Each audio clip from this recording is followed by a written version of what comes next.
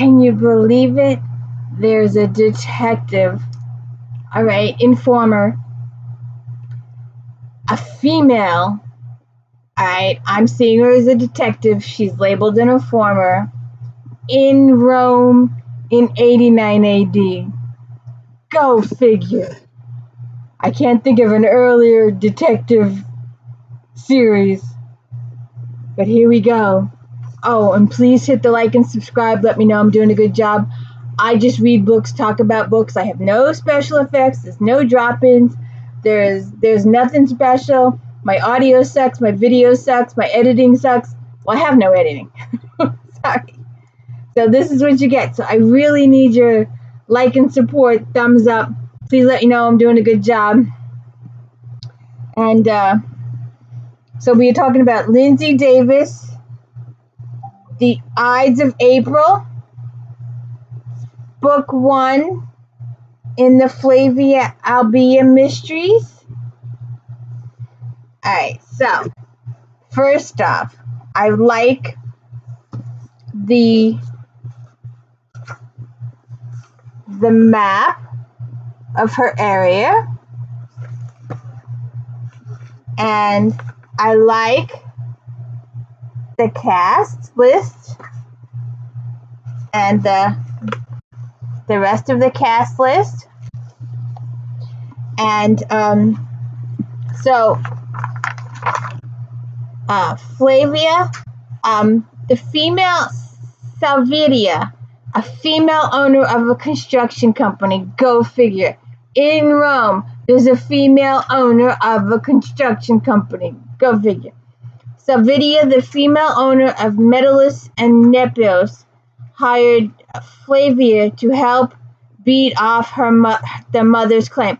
There was a little kid that was run over by a cart. So she hired Flavia to do that. So then she goes to the magistrate's office to see what there's a poster, a wanted poster for information. So then she meets Andronicus, the archivist, and she meets Tiberius, the runner.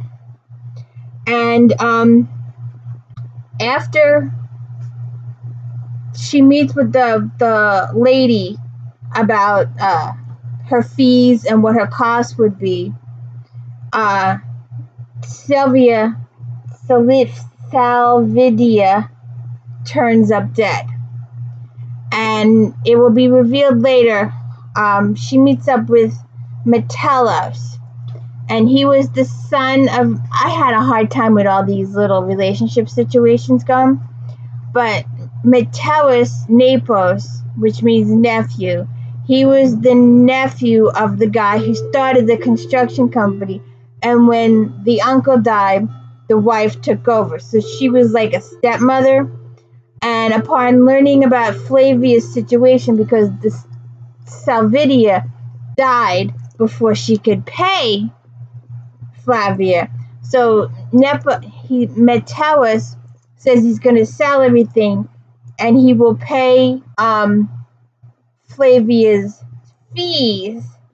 And even though his stepmother or aunt or whatever you want to call her wanted Flavia to get rid of the charges, he's going to pay the family and compensate the family for their loss. So he's going to do that. And so then she goes, she's a doorman. I don't know why I wrote that down. So she visits the place, and she meets the archivist. And she learns that the lady is dead, and that people have been dying mysteriously around the city. So she goes and she meets the archivist in the civil center, or what metropolis or government center, and he takes her to lunch. Andronicus is his name, and the guy that he works for, Faustus, is divorced, and he was, I guess we'll get to that. Nepos tells her about his first visit to Manlius Faustus, and he told Faustus his suspicions about Salvia's death, that it was a suspicious death. And Flavia had been to the house and had seen her, and they could find nothing wrong with the lady. But obviously it was a poisoning, but you can't prove poisoning in 89 AD. So Flavia first becomes suspicious of the nephew. But then this later gets past that. But he pays her like he said he would. He sold the stuff. And apparently he's a cheese maker. So he makes the cheese, and he gives her the money that he owes her, or his step-aunt owed her, and assortment of cheeses. So Flavia decides to go visit Metellus to thank him, and finds him upset to find that his neighbor, Celindia, is also deceased and died the exact same way that Salvidia died. And apparently, when Flavia went to the funeral, don't step on my stuff, Casanova. Come on. Oh, you put it over here. When Flavia went to the funeral, she spoke to this woman, and she didn't know her name, but it was Celindia. And when Flavia went to Metapolis's house, she discovered his neighbor Celindia, the woman she met at the funeral of Celindia, is deceased, and that her son is a little mentally challenged, and he kept screaming Flavia's name. So she gets brought in for investigation, and the kid is taken in because they think the kid, her son, did her in, but it's later proven that he didn't. So as she leaves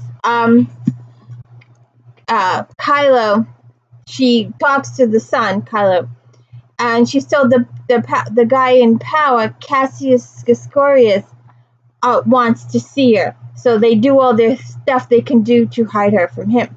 Then Andronicus, the archivist that she met, so he tells her that Metropolis Nepos told Manlius Faustus that he had hired an informer, Flavia, or investigator, to look into the suspicious death of Salvidia.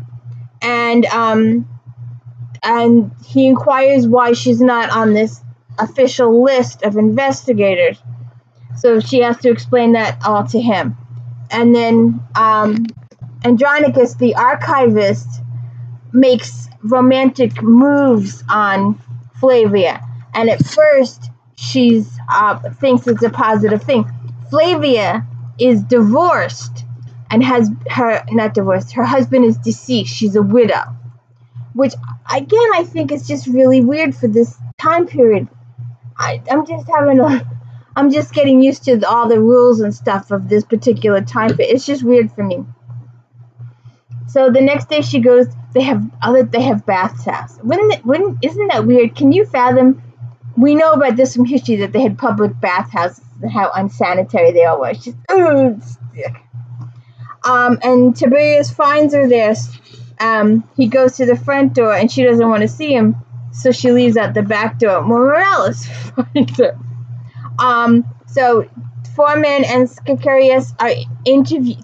They take her in for the interview, because remember we said that Scarius guy was looking for her. So 4 men and Scarius are interviewed. They take her into a room, and instead of normal interrogations, they give her a nice chair, they give her food, the whole 9 yards. So she points out that she is successful and admired in the community, a nicely brought up equestrian's daughter, and a senator's niece. She's trying to lay all this out and stuff like that. And after some discussion, he admits to her that there may have been 1 or 2 odd events that are causing concern. She offers to help him with the investigation, and he panics and says she is not to be involved in this.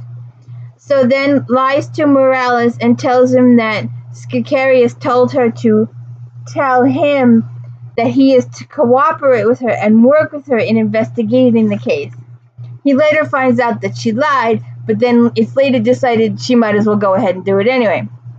So then she goes and talks to the funeral directors, with and gets no answers for them. And then she finds out that there was a young boy who died the same way. So she goes and talks to Lupus's family, the young boy that was killed, and later determined that he had been cut and then dies.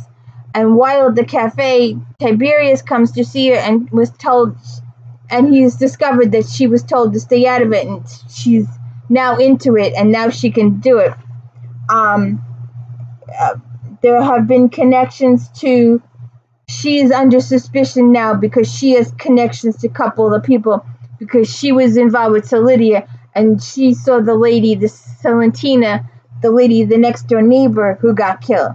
So she's got all these connections now. So now they're like, well, you know, you could be considered a possible suspect. And I'm like, oh, good grief. Can this lady get herself in any more? I forgot to hold up the book. It's Ides of April. And so I still didn't understand why he didn't have her arrest. Oh, so she's at this cafe with Matthias, and she's like really angry. Oh, and I gotta point out this thing with the foxes, the fact that they tie torches to the foxes so they can burn. The whole thing just bothered me the entire book, and it actually overrode my interest. It bothered me tremendously. I wish she wouldn't have put that in there, but I guess, I mean, it wasn't really a plotline thing. It was just an emotional dragging you through the mud thing with the foxes, and it was just heart-wrenching. Being an animal lover, it was just heart-wrenching. And she was all upset about the foxes and Matthias, and she literally puts a fork through him. And I don't understand why he didn't have her arrested for putting a fork through him. But he just leaves, and then later visits her at her apartment. He tells her she is not a nice young lady. Well, duh. After some discussion, she asks him why he is chasing after her. He also tells her that Manila's Faustus is now allowing her to investigate, and she should not trust Andronicus. Flavia is wondering why Faustus has changed his mind, and he's also given her a written letter that she is to pursue this investigation under his authority. And apparently, Leah Gratina is a witness to the third attempt at killing. Person A was supposed to be killed instead, but she was standing next to person B, and person B looked a lot like person A. So person B was with the slit, with the cut, with the poison needle, and dies. And Leah Gratina is Faustus's ex-wife. They did divorce. And I'm still wondering, did they allow divorce in Rome in that time? I don't get it. So apparently he's afraid of his ex-wife for some reason. Don't know. So she writes a report up for Faustus, in which Andronicus and Tiberius both read. And later, Andronicus suggests that Tiberius could be the killer. Then she goes to visit Morales, and Tiberius shows up, and they are apparently good friends. And then Julius Vitors is also deceased. He was a well-known, prominent member of society, and he also dies. So, and then Flavia investigates the wife, and she's young, and she's 19, and they've only been married a short time, so no children have conceived, so she's all worried there. So there's a whole thing going there. And then Cassinia Clara attended a dinner, and this is going to be a key point in the book. Attended a dinner where she was Julius Vitor's wife. She was the 19-year-old. And she attended a dinner with Tiberius and Faustus. And something happened at that dinner, which is another cause for the situation. So you have to read the book to find out who is killing all these random people, what the connection is between all these murders, and who's doing it. Because the finger gets pointed at a couple different people, and then at the end, you're like, oh. And I feel bad for her family, too. It's interesting dynamics. It's just a whole interesting story. And it was such a new thing for me to read. It was just from a new point of view that it was something to get used to. The new laws, the new way of doing things. I've been reading the Regencies and the Gaslights and the Regencies. So this was good. It was good to have a female detective in Rome in 89 AD. It was interesting. And I'm going to continue with the series, so please check it out. And please hit the like and subscribe. Let me know I'm doing a good job here. And I hope that you are not feeling too bad for Flavia at the end of it. And that you are glad she did not pursue the relationships that would have gotten her in a hell of a lot of trouble. So please check it out. And please like and subscribe. And thank you.